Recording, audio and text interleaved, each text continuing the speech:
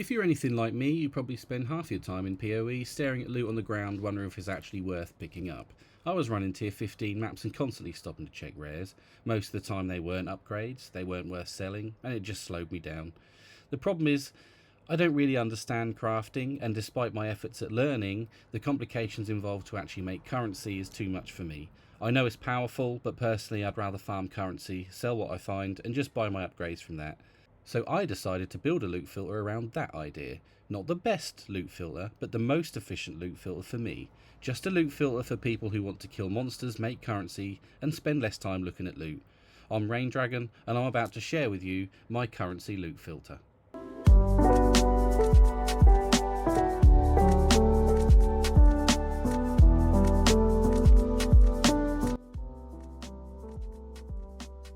In the background you'll see footage of me running a tier 15 3 Abyss modifier tablet map, and I'm using the never sync very strict loot filter basically as it comes out of the box. Now I know you can edit these loot filters, but again this is aimed at people who are new to the game or loot filters are trouble, and therefore you probably don't know how to edit all the loot filters and make the changes that you need to see the things you want. Before the filter that I've created, the currency filter, I would constantly see rares everywhere, bases I wasn't interested in, items I'd pick up just in case, inventory filling up quickly. In fact, in this map I'm running in the background, I had to leave over 5 times and I filled 3 stash tabs with loot that it advised me to pick up. The biggest issue wasn't that these items were worthless, it was that I had to make a decision every time. Should I pick it up? Should I check it? Should I value it? Could it be valuable? How do I craft this to be valuable? Eventually I realised I was spending more time evaluating loot than actually playing the game. I asked myself this simple question: what do I actually want from mapping? And the answer is currency. That's it. If I can farm enough currency, I can just buy the upgrades I need from other players. I don't need to identify hundreds of rares hoping for a jackpot. So I went into the filter settings and I started removing things from my filter. First I hid weaker rares, then I started being more selective with bases, and I eventually ended up with a filter that focuses on currency, valuable crafting items, strong rare bases, obvious high value drops, and it ignores most of the rest of everything else. I also changed the colours and the borders and things like that. I find that with Filter Blade you realise that when things drop you don't actually know what the colours mean or the symbols mean, and I wanted something that was obvious from the get-go. While I'm talking, the gameplay you're watching in the background is a tier 15 map with a 3 Abyss modifier tablet setup, using the exact same atlas and farming strategy as before. The only difference is that this time I'm using my currency focused loot filter.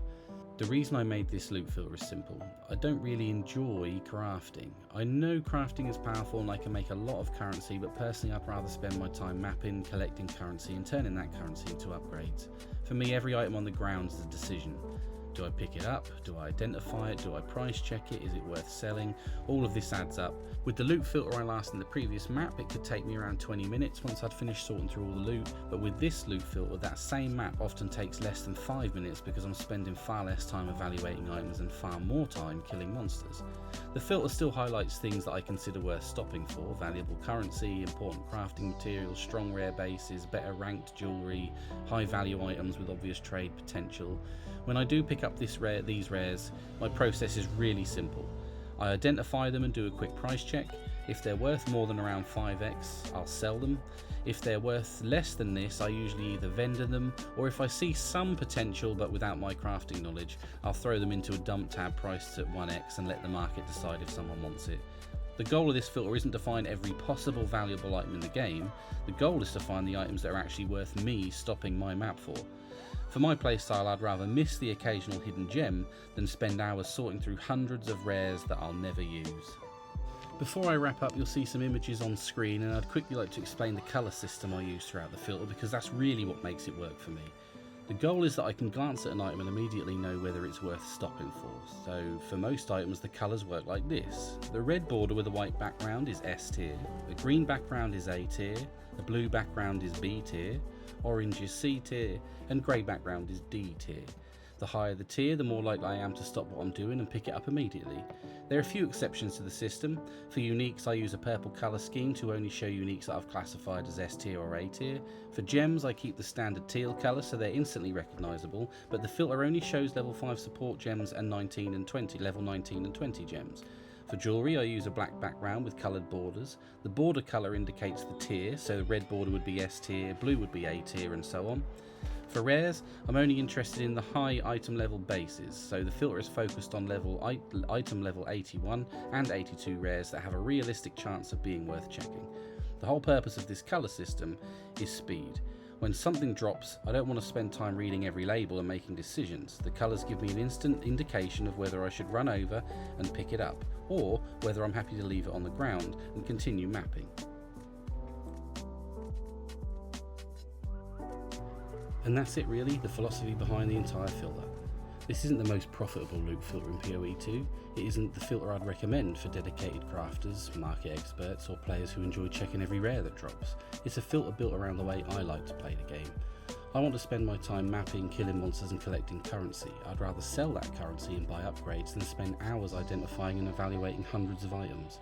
Will I occasionally miss a valuable item? Sure, I probably will. But for me, it's a trade-off I'm happy to make if it means spending more time playing the game and less time staring at loot on the ground. Since switching to this filter, my maps are faster, my screen is cleaner, and I spend far less time sorting through inventory for every run. If that sounds like your kind of playstyle, then hopefully you'll find this filter useful as well. I've made the filter publicly available and you'll find a link to it in the description below if you'd like to try it for yourself. If you do give it a go, I'd love to hear what you think. Let me know what works, what doesn't, and any changes you would make. I'm still tweaking and improve it as I continue progressing through the game. If you found the video useful, consider leaving a like and subscribing, and thanks for watching.